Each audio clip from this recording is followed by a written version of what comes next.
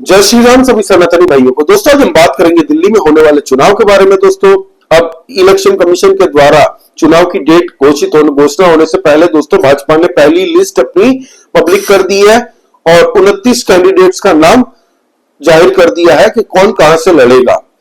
दोस्तों जैसे ही भाजपा ने अपनी लिस्ट पब्लिकली की, उन्होंने डिक्लेयर किया कि हमारे ये 29 कैंडिडेट्स, पहली लिस्ट उन्होंने जाहिर की। दोस्तों आम आदमी पार्टी हिल चुकी है।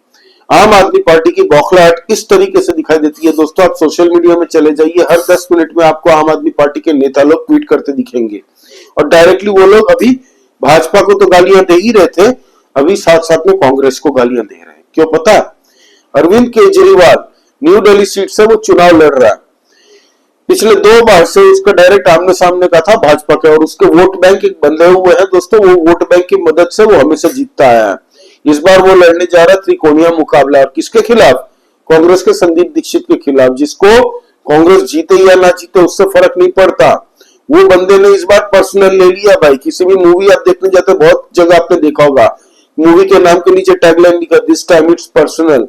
तो ये मैटर भाई के साथ हो चुका है, this time it's personal for him, क्योंकि उसकी माताजी के खिलाफ में जितनी अभद्र टिप्पणियां और इतनी भ्रष्टाचार के आरोप लगाए दोस्तों, उसकी माताजी के इतने सालों की पॉलिटिकल इमेज को खत्म कर दिया था अरविंद केजरीवाल ने। तो वो बंदा अभी भरा हुआ है अंदर से। वो कुछ भी हो जाए, कांग्रेस फूक जाए, जीत जाए, कुछ फर्क नहीं पड़ता उसको। अब वो केजरीवाल को जीतने नहीं देना चाहता, इतना गुस्से में है वो। अब एक तरफ वो था और उसके सामने बीजेपी ने सबसे अपना ताकतवर एक नेता परवेश वर्मा भाई को उतार दिया। अब परवेश वर्मा जो भाई है, उनके पिताजी साहिब सिंह जी, वो खुद दिल्ली के चीफ मिनिस्टर रहे हैं। दोस्तों उनकी छवि बहुत अच्छे नेताओं में मानी जाती है और उनकी एनजीओ के माध्यम से वो लोगों की सेवाएं भी करते हैं। और वो दोस्तों आज से नहीं, पहले से वो इस काम में लग गए थे, न्यू दिल्ली की सीट में काम करने के लिए। उनको पहले से बता दिया गया था कि आपका नाम यहाँ पे हम लोग अगेंस्ट केजरीवाल उतारेंगे, तो आप काम पे पहले से लग जाइए। अरविंद केजरीवाल को पहले से पता चल गया था, खबर मिल गई थी अंदर से, किसी ने लीक कर दी थी कि परवेश वर्मा आपके सामने उतरेगा। तभी वो अचानक से बौखलाहट में आधे घंटे के अंदर 8-10 ट्वीट ठोक दिए थे अरविंद केजरीवाल ने कुछ दिन पहले, याद है ना आपको? हमने वीडियो भी बनाई थी। तो अब अरविंद केजरीवाल से ना उगल भी नहीं पा रहा है, निगल भी नहीं पा रहा, ये हाल हो चुका है। अब या तो वो रन छोड़ के भाग जाएगा वहां से, बोलेगा कि मैं यहां से खेलूंगा ना, मैं किसी और सीट से खेलूंगा। उसके लिए अभी सेफ सीट कौन सी? ओखला की अमानतुल्लाह खान जो जेल में भरा पड़ा है। तो हो सकता है वो छोड़ जाए, लेकिन मुझे नहीं लगता कि वो छोड़ के झट से भागेगा। लेकिन भागा तो भाई आम आदमी का पिक्चर खत्म हो गई है दिल्ली में, ये समझ लीजिएगा। चुनाव से पहले रणछोड़ बनता है कि दम है लड़ने का। अब आओ, हालांकि आसान नहीं रहेगा अरविंद केजरीवाल के लिए इस बार चुनाव जीतना, खुद की सीट बचाना मुश्किल रहेगा उसके लिए। नाक से पानी निकल जाएगा। मैं तो कहीं और की बात कर रहा था, लेकिन नाक की बात कर रहा हूं, अभी नाक से पानी निकल जाएगा इसको। और ना ही आसान रहेगा संदीप दीक्षित के लिए, ना परवेश वर्मा भाई के लिए। तो इस बार कांटे की टक्कर दिखेगी न्यू दिल्ली सीट में। कौन जीतता है ये बाजी बड़ी इंटरेस्टिंग होगा, लेकिन अरविंद केजरीवाल के बाल खड़े हो चुके हैं सर के। अब दोस्तों अमित शाह जी ने आज रैली की और अरविंद केजरीवाल और आम आदमी पार्टी के भ्रष्टाचारों पे इस तरीके से अटैक किया कि जितने भी भ्रष्टाचार इसने किए हैं ना, वो सम अप कर दिए छोटे शब्दों में। और आज बीजेपी के चाणक्य कहे जाने वाले खुद अमित शाह जी उतरे थे वहां पे। तो आम आदमी पार्टी ऐसे ही दिमाग वैसा उनका खराब हो चुका है। तो आप सुनिए अमित शाह जी ने क्या कहा। जो राजनीति में आए तब कहते थे हम सरकारी गाड़ी नहीं लेंगे, सरकारी बंगलो नहीं लेंगे, एक नए प्रकार की राजनीति का आगाज करेंगे। एक बंगलो से पेट नहीं भरा, 2 बंगलों से पेट नहीं भरा, 3 बंगलों से पेट नहीं भरा, 4 बंगलों से पेट नहीं भरा, 50,000 गज एक शीश महल बनाया दिल्ली वासियों के 45 करोड़ के खर्चे से। और केजरीवाल जी आपको इसका हिसाब देना पड़ेगा, दिल्ली की जनता को हिसाब देना पड़ेगा। किसके पैसे से 6 करोड़ के डिजाइनर मार्बल लगाए आपने, किसके पैसों से 6 करोड़ को मोटराइज पर्दे लगाए, किन के पैसों से 70 लाख के खोलने के लिए खड़ा ना होना पड़े ऐसे ऑटोमेटिक दरवाजे लगाए, किसके पैसों से 16 स्मार्ट टीवी 64 लाख रुपए के लगाए, किसके पैसे से 50 लाख रुपए की कारपेट बिछाई गई, किसके पैसे से सजावटी पिल्लर 36 लाख के बनाए गए। दिल्ली वासियों को पानी देने का कोई हिसाब नहीं है। आपके 4 लोगों के परिवार के लिए 15 करोड़ का वाटर सिस्टम आपने लगाया केजरीवाल जी। दिल्ली की जनता इसका जवाब आपसे पूछ रही है। रिक्लाइनर सोफा और ढेर सारी सुविधाएं हैं। इसमें से कुछ चीजें तो ऐसी है जिसका नाम ही मैंने तो पहली बार सुना। भैया ऐसा भी कहीं हो सकता है? और वो जब मुख्यमंत्री थे तब मैं कहता था उनको, एक बार ट्वीट भी किया था, हर वार्ड से 10 दिल्ली वालों को अपने घर पर चाय पिलाकर शीश महल दर्शन का एक बार कार्यक्रम बनाइए तो दिल्ली की जनता को मालूम पड़ेगा कि उनका मुख्यमंत्री कितने बड़े भवन में रह रहा है। भाइयों बहनों, दिल्ली के इंफ्रास्ट्रक्चर के लिए जब काम करने का मौका मिला, 10 साल का मौका मिला, और उस वक्त उन्होंने क्या किया? उन्होंने अपना भवन बनाने का काम किया, इंफ्रास्ट्रक्चर की चिंता नहीं की। तो देखा दोस्तों आपने। अब दोस्तों आतिशी मारलेना जो कि डमी चीफ मिनिस्टर है ना, अरविंद केजरीवाल ने तो खुद ही कहा ये तो टेम्परेरी है, आप जिता के भेजिए, मैं बनूंगा चीफ मिनिस्टर। पहली बात तो ये वो बन ही नहीं सकता भाई। संदीप दीक्षित ने खुद कहा कि सुप्रीम कोर्ट ने तुम्हें मना कर रखा है कि ना तुम चीफ मिनिस्टर के ऑफिस में जा सकते हो, ना दिल्ली के सेक्रेटरीट ऑफिस में जा सकते हो, ना तुम कोई फाइल साइन कर सकते हो। तुम्हें अहम से अहम बिल पास करवाने के लिए भी एलजी साहब से परमिशन लेना पड़ेगा। तो कैसे सीएम बनोगे भाई? कहां के सीएम बनोगे? तो ये भी झूठ ही बोल रहा पब्लिक को। अब आतिशी मारलेना के अंदर में भी डर हो रहा भाई। जीतन राम मांझी जैसा आदमी पलट सकता है। जब नीतीश कुमार ने उसको डमी सीएम बनाया था, बाद में वो उसकी भी महत्वाकांक्षा जग गई। तो ये तो कुर्सी ही ऐसी है भाई, चीफ मिनिस्टर की कुर्सी ऐसी है, अच्छे अच्छे को दोगला बना देती है। सब देवेंद्र फडणवीस या एकनाथ शिंदे नहीं हो सकते, बड़ा दिल चाहिए उसके लिए। और इन लोगों के अंदर में दिल तो छोड़ी शर्म भी नहीं है। अब दोस्तों आतिशी मारलेना कभी मुंह उतरा हुआ, वो भी सोच रही है कि बेटा मैं तो टेम्पररी हूं, छोड़ो जो होता है उन्हें तो चलने दो जैसे चल रहा। कालका जी से उसके अगेंस्ट में विदुरी जी को उतार दिया भाजपा ने, कांग्रेस ने उतारा अलका लांबा को। वैसे ही आतिशी को पता चल गया था कि कालका जी से वो हार जाएंगी। वो चुनाव नहीं लड़ना चाहती थी, लेकिन कोई कैंडिडेट वैसा उनको मिला ही नहीं कालका जी से, तो बोल दिया कि चलो आप इस बार लड़ लो वहीं से। तो मैडम ने भी बोल दिया ठीक है चलो लड़ लेती हूं। तो अब उसके अगेंस्ट में कांग्रेस ने उतारा अलका लांबा को और भाजपा ने रमेश बिदुरी जी को उतार दिया। तो दिमाग तो घूमता है ना। और जो ट्रोल करते हैं, मीम्स बनाते हैं, उनके लिए सीट की आज बात करनी पड़ेगी। पचपड़गंज सीट, जहां से हमारे अवध बोझा सर, जहां से मनीष सिसोदिया लड़के आए थे, 2 बार जीते थे दोस्तों, वो छोड़ के भाग गए जंगपुरा और वहां पे बैठा दिया अपना डम्मी अवध ओझा को, जिसको कुछ नहीं पता चुनाव में क्या हो रहा है, कौन कैंडिडेट है, क्या कैसे बात करते हैं किससे। बस वो 5-10 रुपए वाला गमछा पहन के आएंगे, गरीब दिखने वाला राजा का बेटा वाली ज्ञान कहानी मनोहर सुनाएंगे। जितना हो सके वोट देना है तो दो, नहीं देना है तो हम तो फिर कोचिंग में चले जाएंगे। वैसे ही एटीट्यूड है उनका भी। अभी भी खैनी मलते मलते इंटरव्यू देंगे, मतलब अजीब सा आदमी है वो भी। तो उसको बैठा दिया था वहां पे पचपड़गंज में, जबकि अरविंद केजरीवाल को भी पता था कि पचपड़गंज की सीट इस बार हारेंगे। क्योंकि हुआ ये था, पिछली बार जब मनीष सिसोदिया लड़ा था तब अच्छे खासे मार्जिन से जीता था दोस्तों, कुछ 38-38 हजार शायद थे या ज्यादा होंगे। दूसरी बार जब लड़ा तब ये घट के सिर्फ 8,800-900 ऐसे सीट से वोट से जीता था। तो पता चल गया था कि भाई अब इस बार जैसे तैसे बच गया मैं। आखिरी टाइम में जो 2-3 बैलेट खुले, 2-3 ईवीएम की मशीनें खुली, जो उनके वोट बैंक है ना, उनके वोट बैंक खुले तब जाके ये जीता था, नहीं तो ये हार जाता। अब इस बार इसीलिए वो भाग गया वहां से और जंग पूरा चला गया, क्योंकि वहां पे मुसलमानों की सीट है, वोट ज्यादा है, तो सेफ बना लिया अपने आप को। और वो भी बोल रहा है छोड़ो यार, अरविंद केजरीवाल जीते या हारे, इस बार हार तो लग रहा है कि उनको, इसीलिए ना उसके 25 से 30 एग्जिस्टिंग जो जीत के आए हुए कैंडिडेट्स थे उनका नाम काट के नए कैंडिडेट्स भरे गए उसमें। अब जिनका नाम काटा वो खुद बागी बन गए, वो बोल रहे हमें यहाँ से चुनाव नहीं लड़ने दिया तो हम तुम्हें जीतने भी नहीं देंगे। और भाजपा ने पूरी तैयारी के साथ एक से एक कैंडिडेट उतारे, एक से एक नगीने उतारे इस बार। और भाजपा का भाई पूरा एटीट्यूड इस तरह से इस बार हारने के मूड में नहीं दिख रही है, पूरी फोर्स के साथ वो जा रही है इस बार दिल्ली चुनाव में।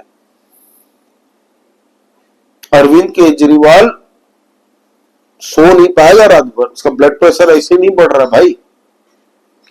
हर 10 मिनट में उसका ट्वीट आ रहा है ट्विटर में, हर आधे घंटे में।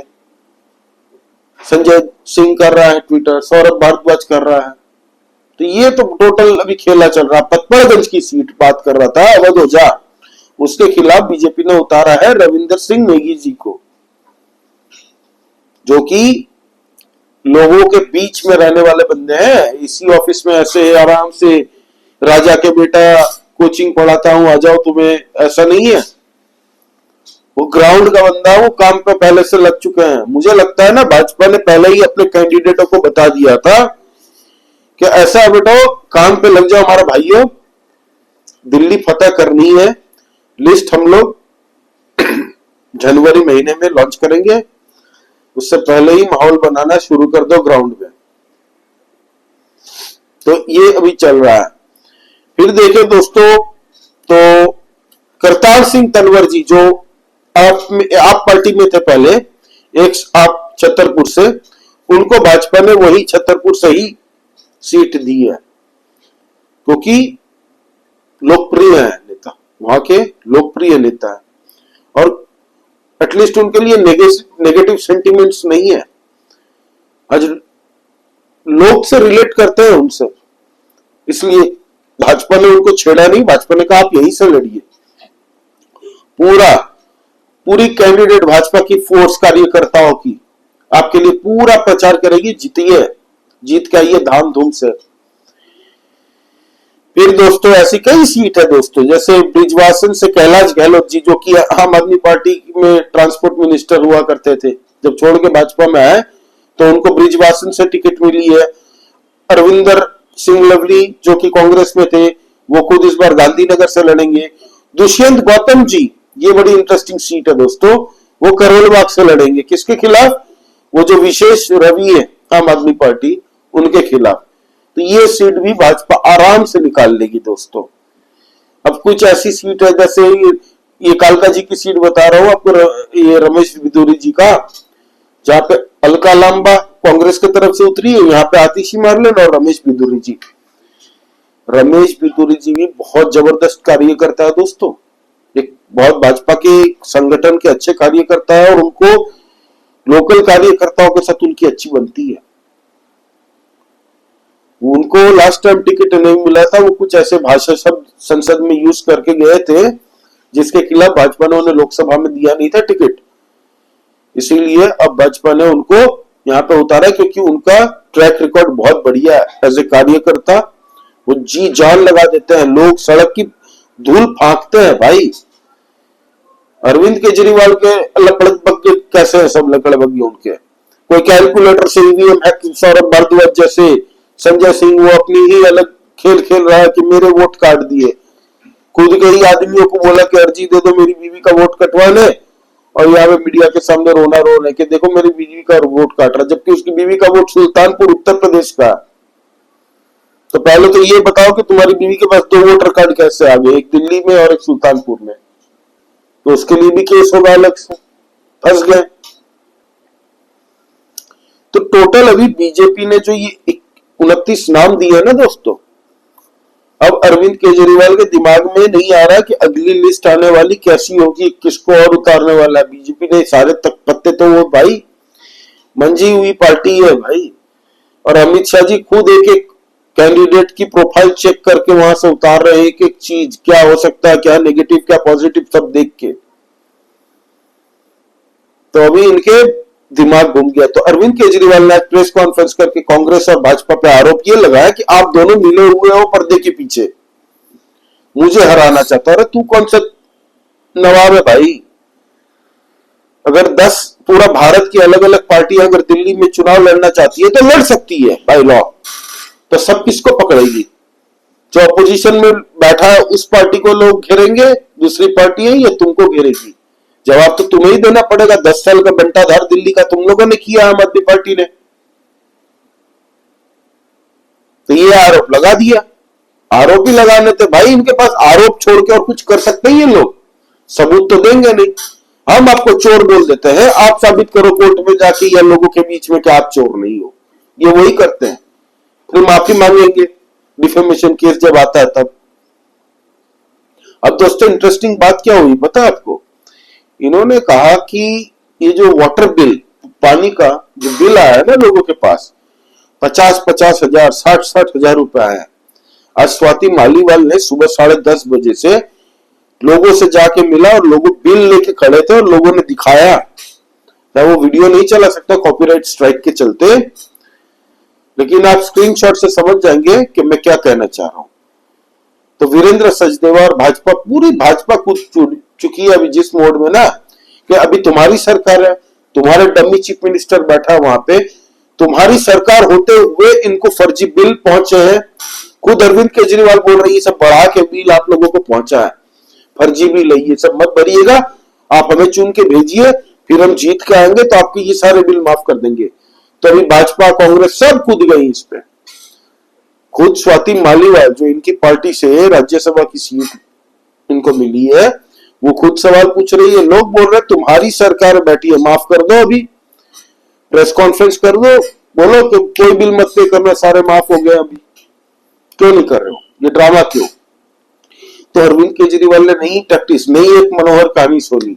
भाई ने कहा कि मैं जब जेल में था तब कुछ गड़बड़ी हुई है पीछे से, मुझे लगता है कि मेरे पीछे गड़बड़ी की गई है। मतलब भाजपा ने, चला डिपार्टमेंट तुम्हारे पास है, जल बोर्ड का आतिशी मारलेना खुद संभाल रही थी, दिल्ली सरकार के अंदर आती है, ये लोग उनके हैं, बिलिंग डिपार्टमेंट उनका है, और गड़बड़ी की है भाजपा ने। ये कौन सा लॉजिक है भाई? ये कौन सा लॉजिक है? शर्म कर लो यार, पब्लिक को इतना भी फुद्दू मत समझो। मतलब उन जुलूली पागल हो गए, मुझे लग रहा है ना इनका दिमाग अभी, साइकोलॉजी अभी दिमाग ठीक से चल नहीं रहा होगा। अब पंजाब से कुछ महिलाएं दिल्ली आ रही है और अरविंद केजरीवाल को मुंह पे पूछ रही है कि भाई हमने 1000 रुपए अभी तक नहीं मिले, तुमने तो बड़ी बड़ी एकदम कहानी सुनाई थी हमें कि हमारी सरकार बनते के साथ ही जी हम लोग आपको 1-1000 रुपए हर पंजाब की महिलाओं को देंगे। एक फूटी कौड़ी नहीं दी और तुम यहाँ पे घोषणा किए जा रहे हो। 1000 की छोड़ो, 2100 रुपए देंगे। दोस्तों 25 से 30 लाख महिलाओं ने जो फॉर्म भरा है ना दिल्ली में इस बार, ये 2100 रुपए की स्कीम के चलते चक्कर में, दोस्तों ये कोई गवर्नमेंट फॉर्म नहीं है। ये पर्चियों में इनके सारे number, voter card ID details, address, नाम सब कुछ लिया गया है। भविष्य में भगवान ना करे इनके साथ कुछ फ्रॉड हो जाए, जबकि ये लेना ऐसे इलीगल है, इलीगल है। लेकिन अरविंद केजरीवाल को कैसे भी करके शाम दाम दंड भेद करके जीतना है। ये बंदा इसीलिए जीतना चाहता है क्योंकि ये अगर हार गया तो बहुत गंदी तरह से ये लंबे टाइम के लिए पूरी इनकी आम आदमी पार्टी की जितने भी है ना क्रिकेट टीम, तिहाड़ के अंदर क्रिकेट खेलेगी। सारे मिनिस्टर जितने भ्रष्टाचार हुए हैं आज तक, सीएजी रिपोर्ट 14 रिपोर्ट पब्लिक नहीं की है इन्होंने कि 14 डिपार्टमेंट में, चाहे वो ट्रांसपोर्ट हो, एजुकेशन हो, हेल्थ हो, एनवायरमेंट हो, जल बोर्ड हो, ये सब में अभी तक का एक हिसाब नहीं दिया इन्होंने। कितना लॉस में चल रहा है दिल्ली सरकार, इस डर से लोगों को पता न चल जाए, इस डर से इन्होंने 1.5 साल से इस सीएजी रिपोर्ट के ऊपर में बैठ के बैठा है अरविंद केजरीवाल। और अब भाजपा अटैक करने जा रही है बहुत तीव्रता से साथ में। ये तो अब तक माइल्ड डोज दे रहे थे, अब भाजपा अब पॉपकॉर्न की तरह उछलेंगे। ये जैसे पॉपकॉर्न आप डालते हो ना बनाने के लिए, तो पॉपकॉर्न बनते टाइम उछलते हैं ना, उसी तरह अब आम आदमी पार्टी पूरी तिल मिलाएगी और बीच में छोका मारेगा कांग्रेस। कांग्रेस का तो खैर अभी पता नहीं चल रहा हो क्या रहा उनके तरफ से। संदीप दीक्षित जी और ये अपने अजय माकन जी, जब से उन्होंने प्रेस कॉन्फ्रेंस करके अटैक किया था आम आदमी पार्टी से, तब से ये बौखला गया आम आदमी पार्टी। और इस बार मुझे लग रहा कांग्रेस सक्षम हो जाएगी। ये एंटी इनकम्बेंसी जितनी गुस्सा है ना लोगों के बीच में भी अरविंद केजरीवाल की पार्टी में, उसका फायदा थोड़ा बहुत तो कांग्रेस को भी मिलेगा। कांग्रेस पार्टी जो मर चुकी है दिल्ली की राजनीति में, वो रिवाइव हो जाएगी, शायद थोड़ी बहुत तो होगी। 15-20% भी अगर वो 15% अगर वोट आ गया ना दोस्त, 10 से 15 के बीच में, तो अरविंद केजरीवाल का बोरिया बिस्तर पैक होगा और ये भाई साहब दिल्ली की सत्ता से बाहर हो जाएंगे। फिर भाजपा की सरकार बनेगी। बस कांग्रेस सही से चुनाव लड़े अपनी डिग्निटी के लिए। शीला दीक्षित के नाम पे चुनाव लड़े ना कांग्रेस, राहुल गांधी जी के नाम पे नहीं, शीला दीक्षित के नाम पे, तो उनको और अच्छा से फायदा होगा। बल्कि इस बार भाजपा ने बहुत जबरदस्त स्ट्रेटेजी के साथ दोस्तों अटैक मोड पे वो अब उतरे हैं, स्टेप बाय स्टेप अपना दांव खेल रहे हैं। इस बार केजरीवाल को कहीं से भागने का मौका नहीं देंगे ये लोग। इस बार हर तरफ से इनको घेरेंगे, बढ़िया से हर मुद्दों पे घेरेंगे। अमित शाह जी ने आज अच्छे से रेलाई की है इनकी, जनता को रैली में संबोधन कर रहे थे, तब अरविंद केजरीवाल और आम आदमी पार्टी को ऊपर से नीचे तक लिया। ये तो खैर सुलवात है, फिर छीलना चालू होगा। पूरी आम आदमी पार्टी को बढ़िया से प्रोसेसिंग में फिल्टर किया जाएगा। अभी अटैक इनके ऊपर कम नहीं होंगे। भाजपा में परवेश सिंह वर्मा, फिर बिधूरी जी, ये सब अभी दूसरी लिस्ट आने दीजिए, वहां तो और बड़े तुर्रम खान बैठा होंगे। किस किस को संभालोगे अरविंद केजरीवाल? और कितना दिन चलेगा भाई तुम्हारा ये ड्रामा? नहीं चलेगा ज्यादा, खेला हो गया खत्म अरविंद केजरीवाल जी का। दिल्ली में अभी दोस्तों आज की डेट में बताऊं, पैसे नहीं है इनके पास कोई भी सैलरी देने के लिए। 18 महीना से मुसलमानों को भी सैलरी नहीं दी है इन्होंने। जो 18,000 रुपए सैलरी बताया था ना कि मुस्लिम इमामों को हम लोग सैलरी देंगे, मौलानाओं को देंगे, नहीं दिए। वो लोग भी इनके घर के बाहर में धरना प्रदर्शन कर रहे हैं दोस्तों। उनको अगर दे दिया तो आंगनवाड़ी, फिर आशा वर्कर, फिर डीटीसी बस के ड्राइवर्स, फिर टीचर्स, रिटायर्ड टीचर्स, पेंशनर्स, ये सब खड़े हो जाएंगे, बोलेंगे भाई तुमने उनको दे दिया हमें दो। तो इस बार मुसलमान भी दो फाड़ों में बट चुका है। इन्होंने मुसलमानों का वोट लेके बहुत यूज किया, उनको बहुत यूज किया। अब लुभाने के लिए पंडित और ग्रंथी, पुजारी ग्रंथी सम्मान योजना लेके आया ना, लिख के रख लो, ना पुजारियों को न ग्रंथियों को एक फूटी कौड़ी नहीं चाहिए। बस सिख और हिंदू कौम यार देने वाली कौम है। मंदिरों में देखो कितने रुपए, हमारे गुरुद्वारा में देखो कितने रुपए हैं। 24-24 घंटे लंगर चलाते हैं गुरुद्वारा में। फंड भगवान कहीं ना कहीं से कर देता है। कई स्टेट गवर्नमेंट के बजट बनते हैं मंदिरों के टैक्स, मंदिरों के पैसे से, और तुम 18,000 के चूरन बेचोगे। और कोई भी पंडित और ग्रंथी कभी किसी को नहीं बोलता कि आप इस पार्टी को वोट दो, आप उस पार्टी को दो। मुसलमानों में होता है, उनके नमाज के बाद में उनकी जो ब्रीफिंग होती है 1.5 घंटे की, उसमें बताया जाता है। इसीलिए वो लोग हमेशा एक पार्टी को वोट देते हैं, वो वोट बटने नहीं देते, क्योंकि उनको भी पता है कि वोट अगर फाड़ा हमने तो वैसे भी हमारी कोई पार्टी आएगी नहीं। और आज की डेट में दोस्तों आम आदमी पार्टी पे ना मुसलमान ट्रस्ट करता है, ना हिंदू तो ऐसे ही नहीं करता। सिख, पंजाब के जो सिख है वो लोग भी अब नहीं करते, दिल्ली के भी नहीं करते।